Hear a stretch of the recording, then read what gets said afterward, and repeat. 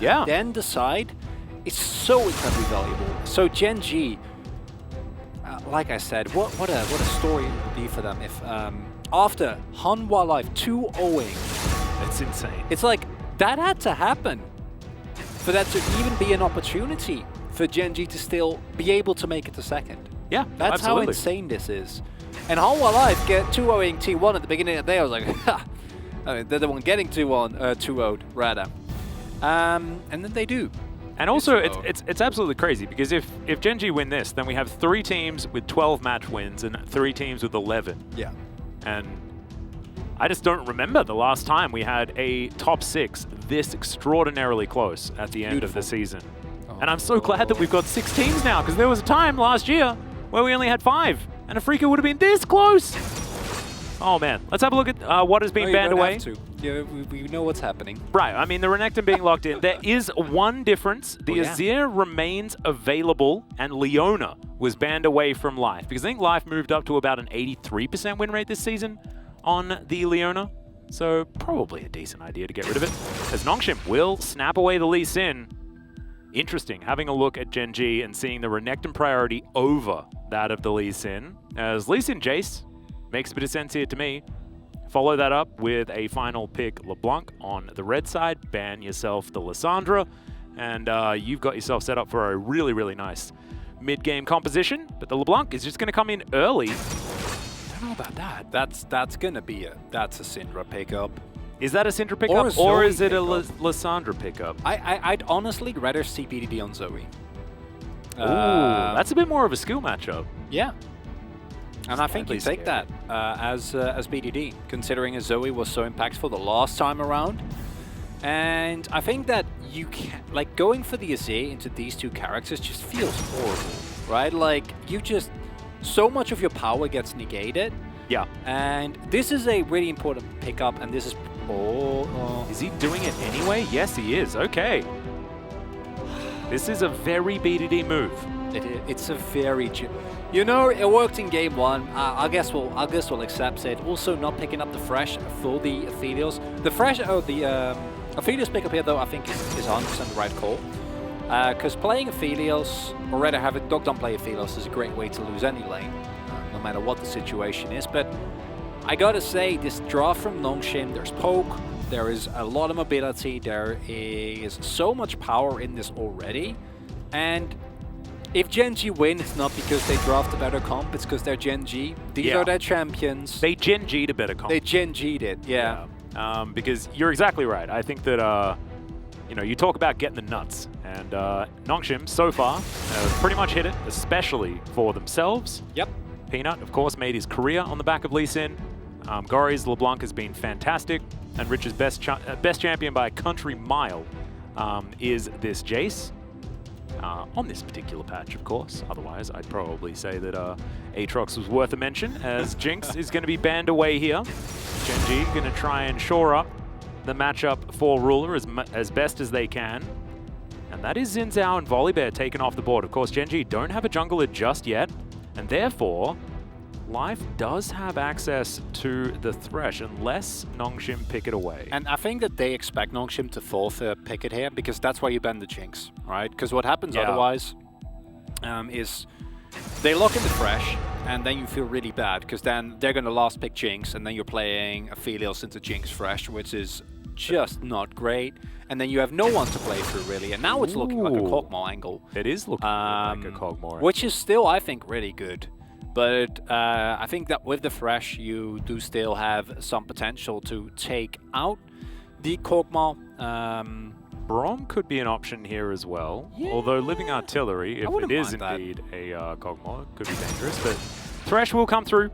Yeah, no surprises there. The thing with the Braum is that picking Braum into Lulu is basically counter-picking yourself. Because the one way you do actually punish Lulu lanes is by killing them, right? And you can do that a lot easier when you have a Thresh. And when an aggressive jungler visits your lane. This will do it.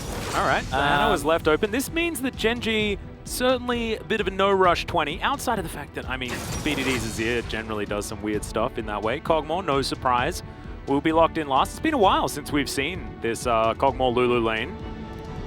it is certainly something that can be frightening and adds to the poke as well. I mean, Living Artillery, especially once you get level 16, is going to be able to join these shock blasts as far as poking out the opponents. Not to mention Gori just diving in face first to try and get that damage down with the distortion. I like Nongshim's composition. Gen.G's, though, looks extremely Gen.G, which, if you're a Gen.G fan, you're like, oh, look at all of this comfort. This feels fantastic. What did it cost us? Well, pretty amazing top side of the map for Nongshim, especially based on what we've been seeing here in the LCK. It's Gen.G. If they win this 2-0 with this draft, it's the most Gen.G thing possible. I don't know what to tell you. It has... The only thing is it's missing Clit on aggressive jungler, as a lot of those were banned out. Clit on Diana is a bit of a different look. We'll still be able to play nicely to the mid and top side, but it does create a scenario that we see very often with Gen.G, because they love this Azir so much, which is kind of want to play for both your top side and your bot side, but you can't really do both. You know, you generally have to commit to either of them. And in this scenario, I'm hoping it will be bot side, especially when we saw how well Rascal was able to do in that lane previously, still spreading his impact across the rest of the map. Because if you don't put this Kog'Maw Lulu behind in lane, yes, Ophelia skills nicely, but into this comp specifically, I don't think it's that great. Yeah, and we know the carry potential of a player like Doctarm. This is where he has to earn his title of best in the LCK right now. This is where he does it, because this is a composition that will end up hinging largely around what this Kog'Maw can get done in the later stages. Although maybe not, because Gori on the LeBlanc could also just take hold of this game by himself, and Nongshim are just going to rely on a lot of poke, a lot of subterfuge around this map as it goes on, because a straight up 5v5 against what Gen.G have, yeah, no bueno. Don't do that. Sounds like bad news. And that is the main problem, I think, for Nongshim, and why there is some difficulty in their execution, is that Gen.G has played this comp hundreds of times. It's a similar thing. They've played this exact comp for, like, I don't know, 3 years? Yeah. The jungler changes, but the idea stays the same. There's some... You know, there's some beauty. I think a lot of our teams in the LCK, especially some of the newer up-and-coming ones, Nongshim, Lisandrox come to mind as well. You know, they're these, like, they're the startups, they're the hip new thing, and Gen.G is just a humble woodworker that have been making the same beautiful statue, or table, or whatever you might prefer, for a chair. I think a chair fits with Gen.G. Like, they've been making this beautiful... They're the person that's still using their Nokia 33. Yeah, why would you upgrade, you know? Like, what, yeah, no, it's working just fine. Yeah. It hasn't broken yet. Why would I fix it? Like, why would I want to go and surf the web? Like, what would they get me? Yeah, and I can use my computer for that. Yeah. You know? And it's indestructible. Battery's great as well. That's Gen.G, you know? And... I don't need the internet on my phone for the same reason that I don't need a dishwasher in my backseat of my car. You know? I don't need it. I've already got a computer. What? Yeah, there was a joke that I didn't feel comfortable saying, and I tried to change it just a little bit to keep it appropriate, and it didn't quite work. I'm so confused. If you guys have actually heard the joke, it's a beauty. I think it's Mark Watson. Phenomenal comedian from Wales. I'm not familiar, but I will not inquire further, because we do have the opportunity to talk a little bit about the early game with both junglers pathing towards bot side. As expected, early level's not fun for Rascal, but I fully expect him to take control back of this matchup, considering how comfortable he is in it. And I would love to see early flashes or cleansers forced on Doctarm so that Ruler and Life actually have some punish potential. And if Clit does a visit, that's a possibility, but I don't know how good that 3v3 is. And Diana early on really just wants to try and get to level 6. Yeah. You want to try and just play it out as slowly as you possibly can. But it is dangerous, you know. We do call these comps pretty no-rush 20. But it is like, it's the Azir for BDD that really changes it, in my opinion, because he often gets lane priority in matchups that he may not necessarily normally be supposed to be able to do so. Yeah. That was a very difficult sentence for me to actually construct. I apologize. We got there in the end. That's what matters. It's you know? the journey. Oh, there we go. We're on the same page. I like it. Yeah. It's the end of our second regular split together. Yeah. But It's only the beginning. Oh, yeah. You know? Of playoffs. Many more splits to go. And also, playoffs, there's a lot more League of Legends. You went a lot more this year. wishful than I. I was just thinking about playoffs, but I mean, like your angle more. I mean, just, you know, why not more? Yeah, no, I'm definitely down. Sounds like a good time. Ruler doing a fair bit of damage here with his Calibrum. Up against Dogdom. Running out of ammo on both of his guns right now. See what he rolls next. There's, yep, Gravitum coming on through here. Gotten to the point where we're holding guns. Yep, we are. Yep, there's the Infernum, as it generally is. Good. Okay, cool.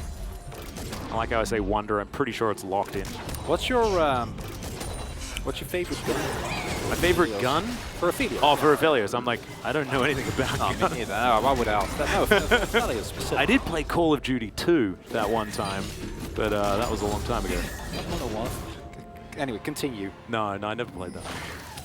My favorite is probably Crescendum, because I like how the chakrams move. It's just spinny. It Yeah. goes so fast. And you look like a Beyblade when you stack them all up. And I like Beyblades. I don't feel like we have enough Beyblade champions. Like that do a spinny. We just have Samira and I guess Aphelios to a certain extent. I mean, Sivir throws them. Yeah, but they're more pizzas than Beyblades. I mean, it depends if you use the sneaky skin or not. Yeah, that's true. But even then, like, I can't really get that association out of my mind. Yeah. Maybe, you know, Rammus is a blade on its side. I guess he is, yeah. They Never thought about it that way. Does make sense, though. Yeah, you think of him as Bowser, but it's not. That's not how that goes. Except in that one skin. Okay, yeah. We do have a bit of a gentleman's agreement. You have to imagine that this does suit Gen G. Oh, they're happy. As Clid gonna pay a visit here to this bottom side. Peanut in perfect position. This is a good counter gang. Yeah, potential counter.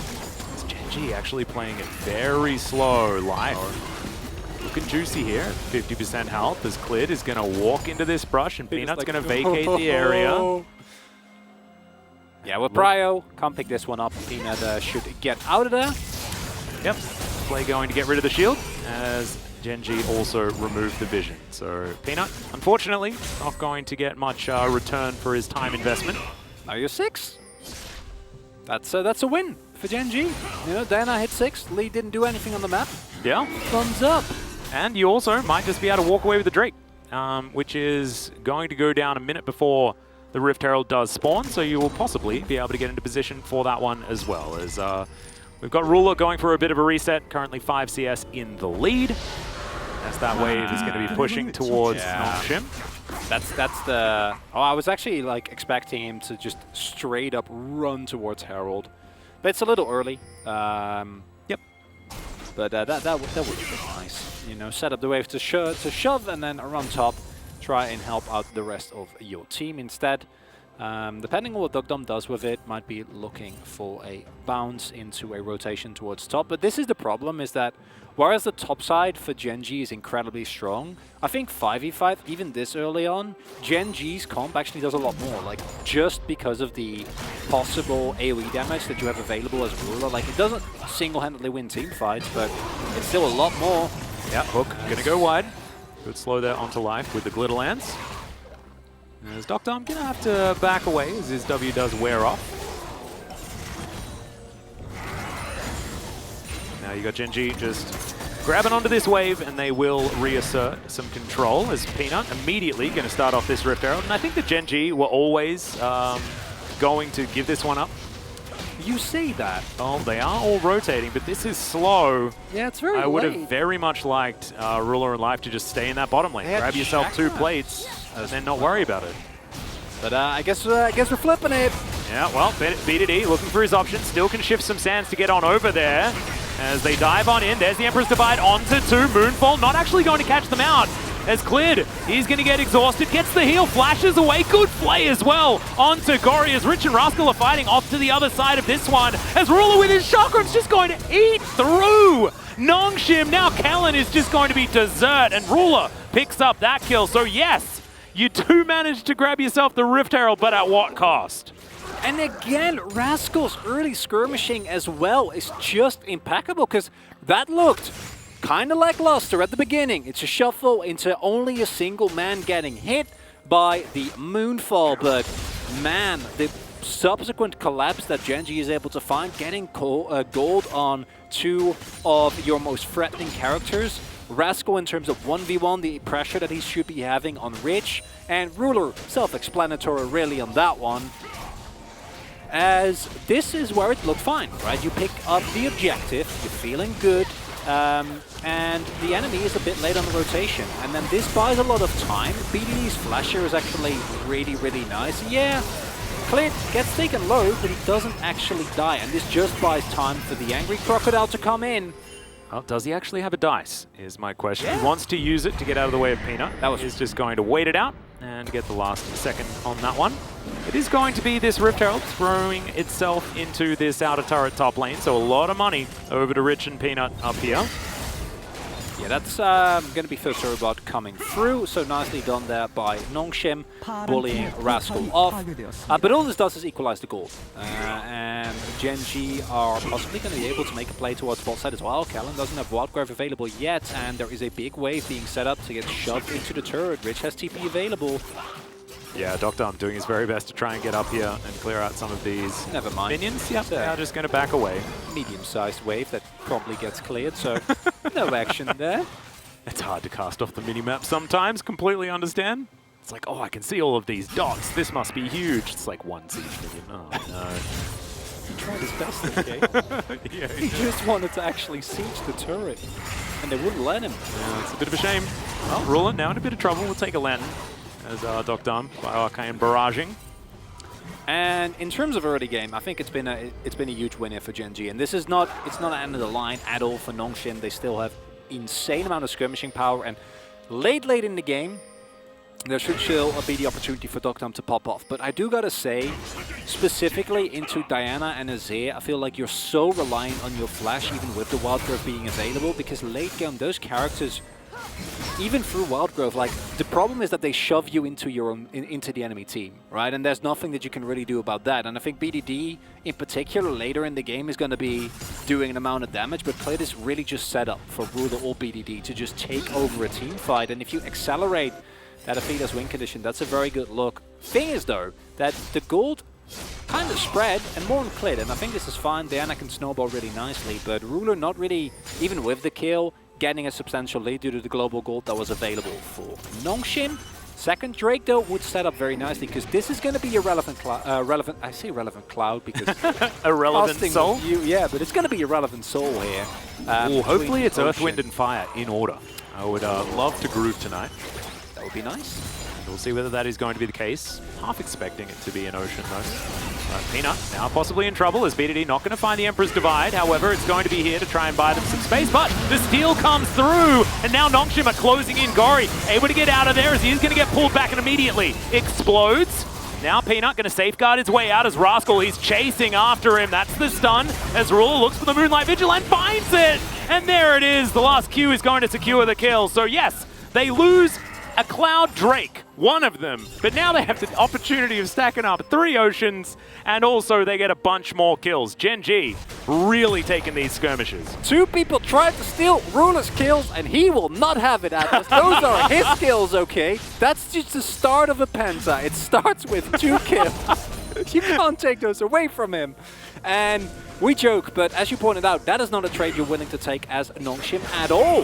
Overextending, and I think just Peanut going in there and dying, I think honestly that's fine. Like, it's not great, it's an okay trade.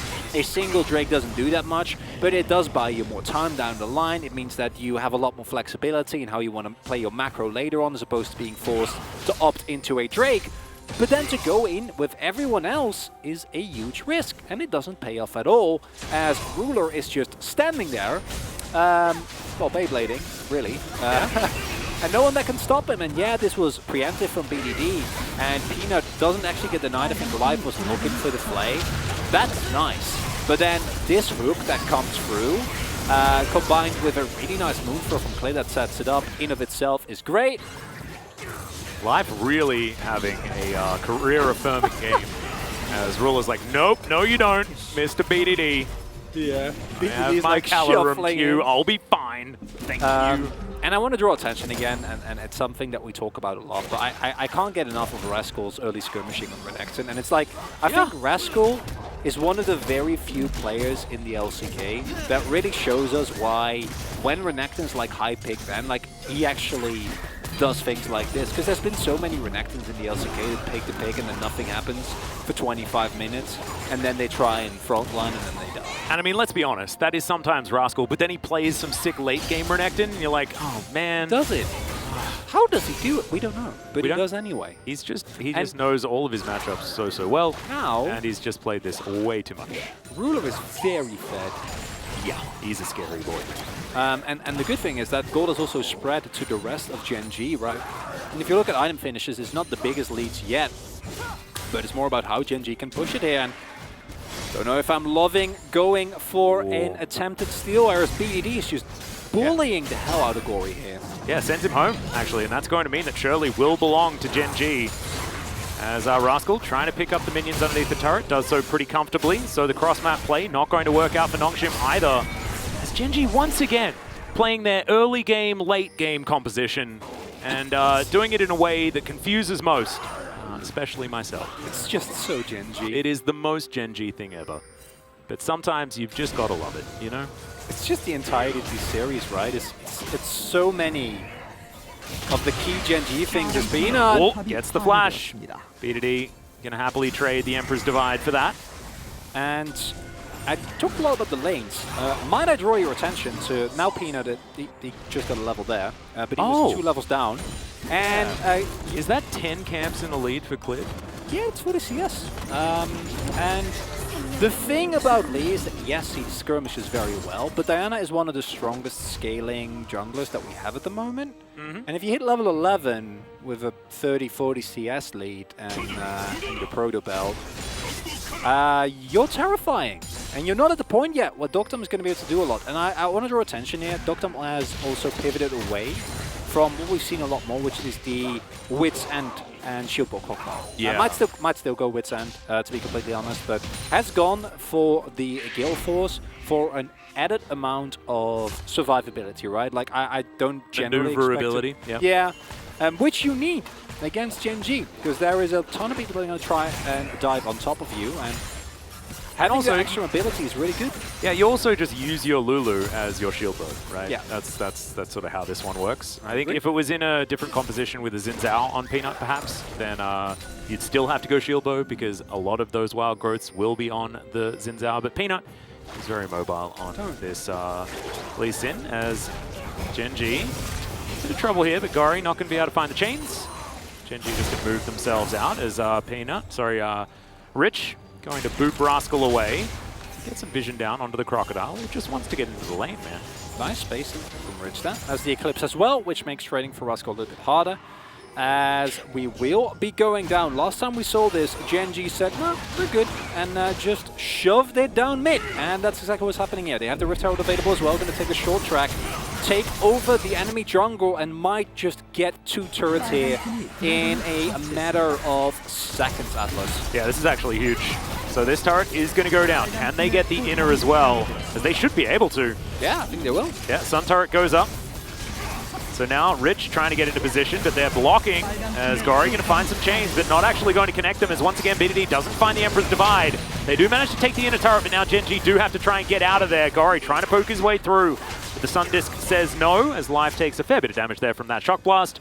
But 2 turrets for 1 lone Ocean Drake. You'd probably take that. Definitely do, especially with the late game power that you still have available to yourself as Gen G. It's not one of those games where, yeah, obviously you're Renekton later in the game, not going to have the same kind of impact, but between Diana, Azir, and Aphelios, you're going to have plenty of scaling. And yeah, you can argue that some of the range might be hard, and if Nongshim do at some point regain momentum, then it's going to be really hard, because once Nongshim are able to actually set up a vision line and Gen G are going to have to face check, they're not the one who are forcing Nongshim to walk into them, right? Then you can't go for your hooks. And then your engage is either Clid, which can be really reliable. We've seen a lot of comms that just have Diana as engage, but it's also fairly telegraphed if enemy has flash. It also relies on a flank a little bit as well, which is also going to be very vision reliant. Yeah. I think that, but I've also seen Diana's just out of like come from like what feels like 50 screens away between Flash Protobelt, the old E1 problem, and then E2, and then O, right? Yeah. So should be the case as Rascal. Yeah, he's got the Dominus. Now he knows that he has this one. Rich puts up the acceleration gate, doesn't find the Shock Blast though, unfortunately, and he's going to flash over the wall. Rascal watches it and says, yes, you better flash. Now I've got another exchange up here towards the top side. Peanut going to find the kick, but he's going to get hooked back. Good Wild Growth is going to come through, but he's thrown around like a ragdoll. Is now Rich in trouble. The Moonlight Vigil comes down and Ruler just says goodbye, Mr. Chase. Oh no, now Clid possibly in trouble, but he's going to try and go in and die on his own terms, and he does indeed do that. So we've just got fighting absolutely everywhere. The Q is going to miss onto BDD. Does have his Emperor's Divide, decides not to use it. Atlas, today is a day of some of our old favorites making their way back into the LCK. The first series, it was Deft. Deft was, you know, I just haven't been feeling it recently, but let's show these kids how it's really I think there's a lot of our veteran 80 carries really saying, these young whippersnappers, let's put them in their place. As, Rich, not a young whippersnapper actually, but Ruler is still going to be happy to put him in his place. And then this is, of course, from a deficit, right? You have less people available here, and here you see the value. Doglam actually really nicely able to use that ultimate, or the Guild Force rather, very offensively, aided by the Lulu. Not that the turn was really ever something that Clid was going to be able to get done with him already using his Moonfall in an attempt to take down Peanut. But that's a bit over-eager from Gen G, but does not really matter. Also, yeah, Rascal's behind. Does it ever matter with Rascal's Renaxin? Does it generally feel like that way? Yeah. And it might be different once Rich hit the transformation on Moromana, and possibly could be a Serpent's Fang again. I do think it has a lot of value between the Fresh. Again, Renaxin going for the Starix and Diana. Yep. BDD. Once again, going to throw out the Emperor's Divide. A little bit unfortunate, but breaks the chains. Is Gori just going to take an electrocute there. As it turns out, BDD doesn't need to hit the ult to do enough damage to deter Gori from being in this area, as he wants to eat some honey fruit, but he's not going to be able to, as Clid knows that the distortion is about to come through. Still going to throw it out. Ruler clearing out some vision here. So it feels like even though BDD has hit maybe like 1 out of 5 ultimates this game, I like that he's throwing them, and also he's still putting on enough pressure regardless. Yeah. So I don't blame him. He's got a couple of flashes for them as well. This is looking like the classic BDD. Oh, Clid. Yeah, chains are going to connect. As now we're trying to turn it into life. The God play comes through, and immediately both LeBlancs disintegrate. All right, write it down, Chronicler. Get that life pog in there. That was so sick. Ooh, baby. Well, Life also decided to show up today. Man, everyone. The bottom lanes. Everyone's just awake today. Yeah. I mean, that's because this is crunch time. This is when you have to show up.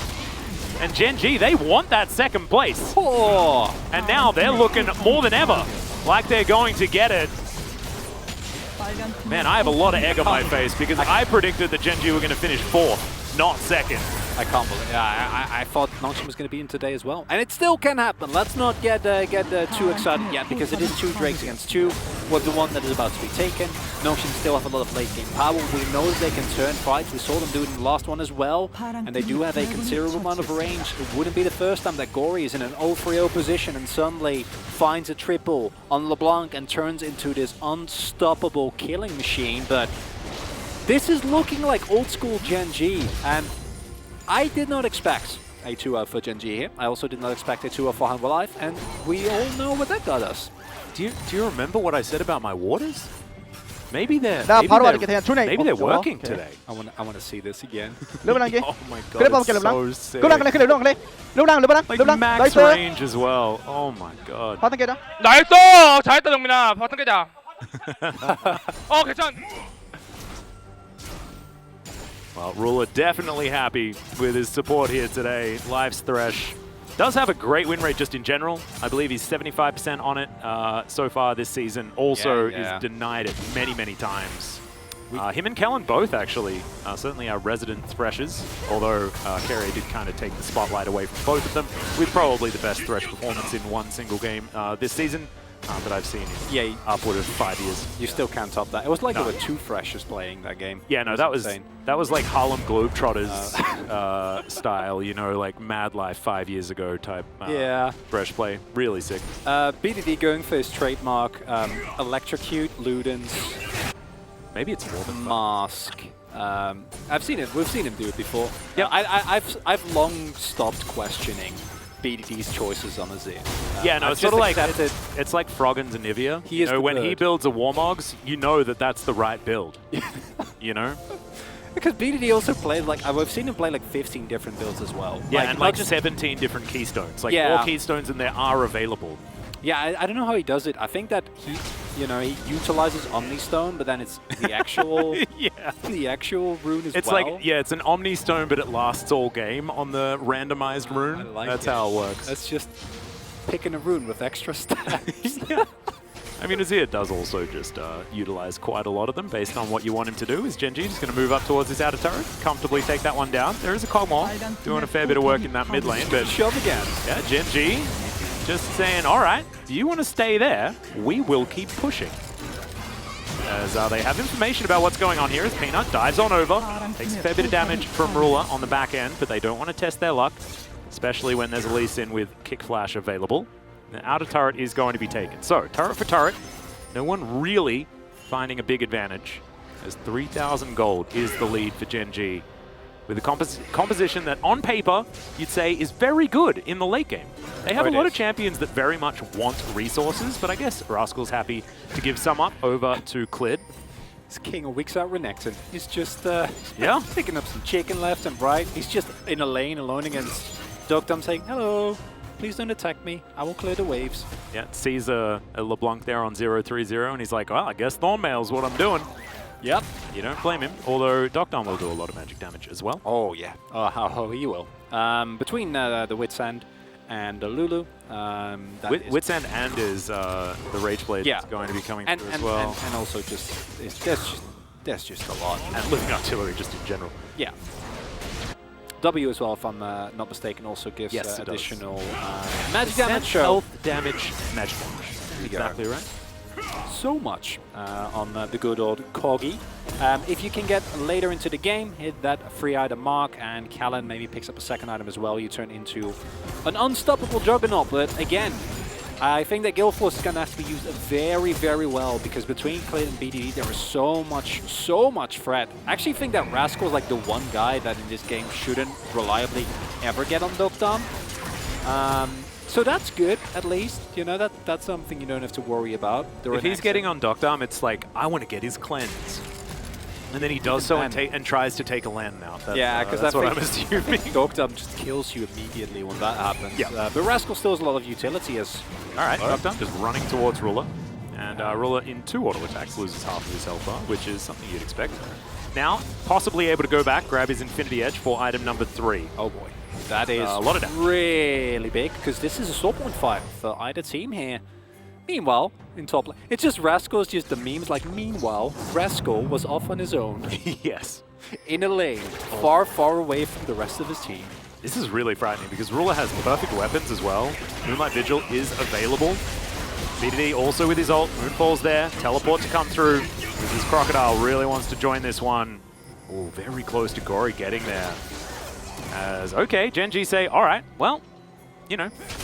Oh, the hook! Life once again! Peanut's going to flash. He does get Wild Growth, though, so it's a lot of resources invested as Docdom trying to chase after them. He's very fast with this Lulu providing the speed, as the chains are going to take the Crocodile for a walk, as Gen G quite low. The Shock Blast actually starting to stick now. And if you have just tuned in, remind that again, if Gen G win this game, if they win 2-0, they get a bye. That is a complete skip of the first round of playoffs. A basic guarantee for them as Rascal... This could be big, as Rascal's going to get stunned up and taken down! Oh no, he wanted to be able to take the Lantern, but doesn't manage to, and now Peanut is going to get soul point for Nongshim. Gen G still with a slight advantage, but it is starting to slip. We've reached the Nongshim territory. And here you also see the issue. Unless you want a hard commit, your pick is rather limited, right? Because you can't actually start up these fights. And now Rascal is getting into a point where You can't do this really by yourself. Also, Rascal had the choice to live because he had stopwatch available. Could have stopwatched and then coordinated with the Lantern, but kept it. And I think that's fine because him dying there, it feels bad, but the Drake was gone anyway, and there was really not a way that that leads to a Baron in of itself. So it's not the end of the world, but it's more worrying because we've seen Gen G be in these positions where it feels like they should win and then not make it happen. Now with the flash being down on Peanut, that's nice, but I want to see BDD get the targets that really matter because we've been talking about Doctor a lot, but just getting Callan would also be immense, right? Because just forcing the flash on that Lulu at the very least means that there is so much less survivability available once it comes to Gen G hard committing. And Gen G need to hard commit because they're outranged. True. Need to find those flanks. And of course, if they get into the backline, it's game over. We've seen it already. As Ruler does have the most gold in the game, as you may expect. A lot of CS going over to Doctor, but the 4-0-2 certainly going to help keep those coffers well and truly overflowing. For the Aphelios is cleared. This is the kind of flanking position that we want. That's the angle. Moving forward, yeah, Callan in trouble. It's exactly what you were talking about. That's it. Get onto the Lulu, and they've got the flash now. That means Emperor's Divide food for BDD for the next 5 minutes. Sneaky ward. There we go. A little bit spotted in the very end. And as Gen G, you're just trying to force overextension, right? You want to maybe start at the Baron, not to actually do it, and you want to avoid as much poke as you possibly can, but just to force Nongshim to do something. If Nongshim are just sitting, relaxing, doing nothing basically, but clearing waves and shooting off poke, they're happy, right? Like they don't need to go anywhere. You can do an objective as long as they're alive. As long as they play defensively, Gen G's actual options are fairly limited. And that's where the clutch factor comes in, and that's something that BDD on the Azir has traditionally brought. But for me, the real question mark is clear. How much can he do on the Diana? Because that is such a pivotal part of this Gen G comp. Without it, you get outranged, and it basically all comes down to can BDD 1v9. Because Ruler, fed as he is, for him to actually do damage is kind of hard into the Nongshim comp. No, of course, especially with the weapons he currently has, but I think you're exactly right. He doesn't want to rely on having to land Calibrum Qs in order to actually play any part. I think Gen G need to get more vision around this Baron, though, because Nongshim are getting to the point where this Kog'Maw is just going to be able to obliterate Baron in seconds, especially if Rich is there with him. So, dangerous times. Clear taking a bit of damage here. But here it is. Vision cleared. Gen G once again getting themselves into position. I like this. Baron immediately just going to get started up here. Ruler does so much damage to it. Peanut lands the Q. Can he get the steal on the Baron is going to be the question as he does get in there. It's actually taken by Ruler as now Peanut trying to keep himself alive. The Gore Drinker is massive. He stays alive for so long as Gory tries to get in there, but it doesn't work. There's the Emperor's Divide. Just picks up the Ruler. Sorry, the Lulu, as Rich is going to get taken down as well, and that's the Gen G team fight that we wanted to see, as now Doctor's getting teleported on.